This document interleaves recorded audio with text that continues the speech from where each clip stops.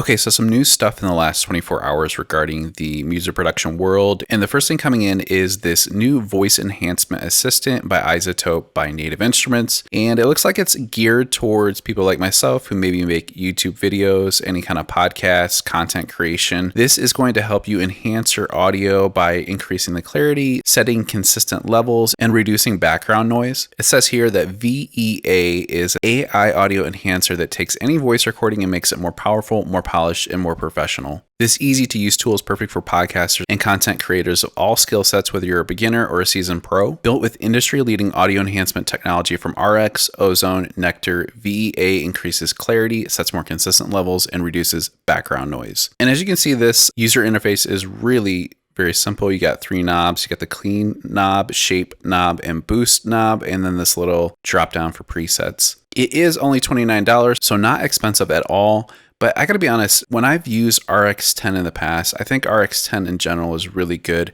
but they came out with this new repair assistant in the most recent version of RX10, and this kind of does a similar thing where you can use it to de-ess your audio, de-click it, even de-noise here, or even add some reverb. But my experience with the repair assistant in RX was kind of like, I wasn't too impressed with it. So I'm not sure how VEA is gonna be, how it sounds, but I would imagine it does a decent job. They do have some demos here that compare the before and after, if I can find it. Yeah, it's right here. So if you're somebody from a video production background, you might not necessarily want to spend weeks or months studying audio production. Okay, so that's the unenhanced version. And then if we click on to track 2, we'll hear what it's like after. You could hear in that there was a lot of reverb, maybe some background noise. Let's see what it does with it.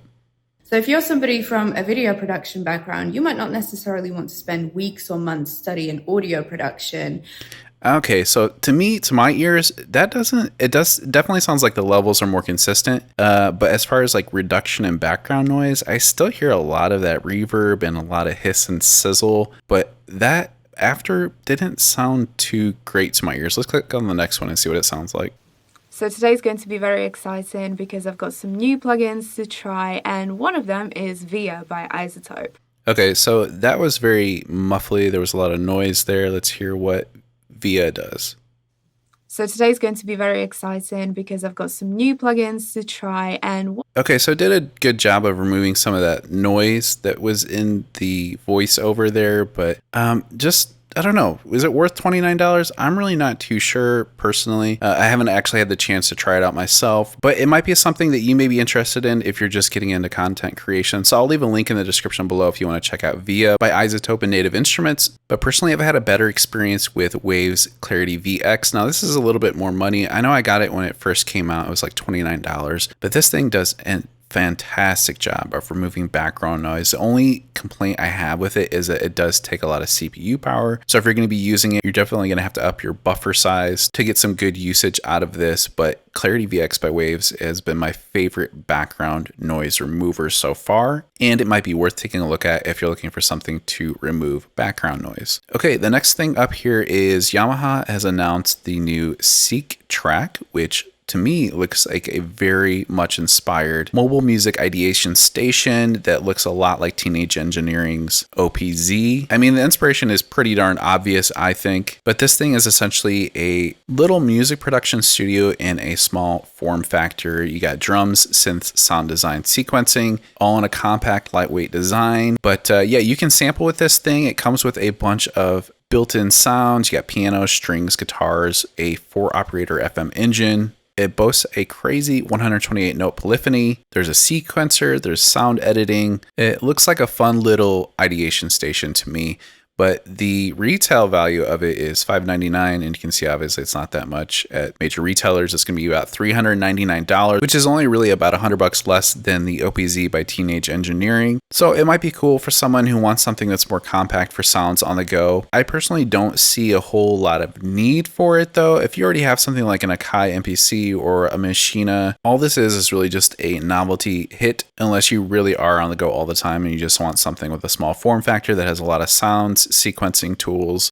and sampling capability on the fly. But honestly, like if you're already locked into a DAW, you have a bunch of plugins, this is just adding to the sheer amount of stuff that's already available on the market. But that's just my 2 cents on it, just something that's going on in the music world. Now, the other thing I saw this morning was Korg announced the MicroKorg 2, which is a beloved synthesizer by many. And yeah, they just revamped a bunch of stuff. I haven't taken a whole deep dive on what's actually new in this MicroKorg, but the build on this thing looks awesome. I mean, very much like the original, but just updated. I believe that screen is new. Yeah, the new MicroKorg features a gorgeous 2.8-inch full color IPS LCD display that not only makes editing incredibly easy and intuitive, but brings immediate information and instant gratification as users can visually shape and see their sounds. It also says, as well as a powerful vocal processor with harmonizer and hard tuning functions, the new MicroKorg also features a loop recorder that makes it the perfect production and performance tool for today's diverse music world and beyond. So yeah, this thing looks pretty cool. Now, there's not much information on how much the new MicroKorg is going to cost, but they do have a coming soon video here.